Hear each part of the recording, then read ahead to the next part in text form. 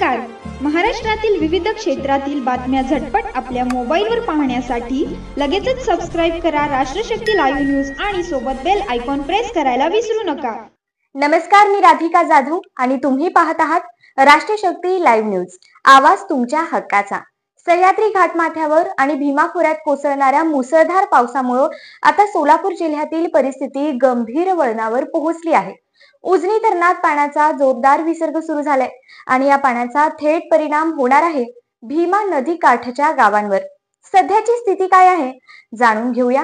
उजनी धरणात एकूण पाणी साठा 100.24 टीएमसी, उपयुक्त साठा 36.58 टीएमसी म्हणजेच 68% अधिक.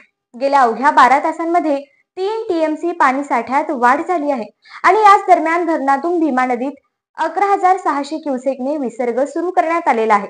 त्यामुळेच नदी काठच्या गावांना प्रशासनाने सतर्कतेचा इशारा दिला आहे.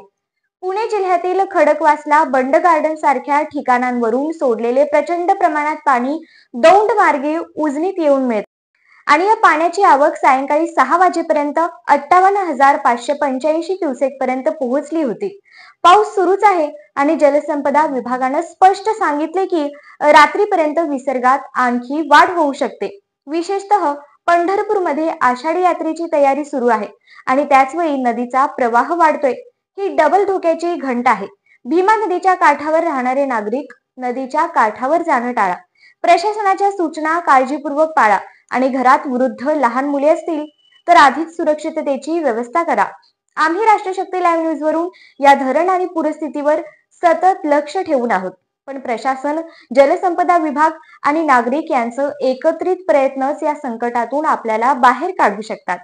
मी राधिका जाधव. पुढील अपडेटसाठी बघत राहा राष्ट्रशक्ती लाईव्ह न्यूज. कारण संकटाचा सामना करायचाच असेल तर माहिती हवी, तीही खरी आणि तत्काळ.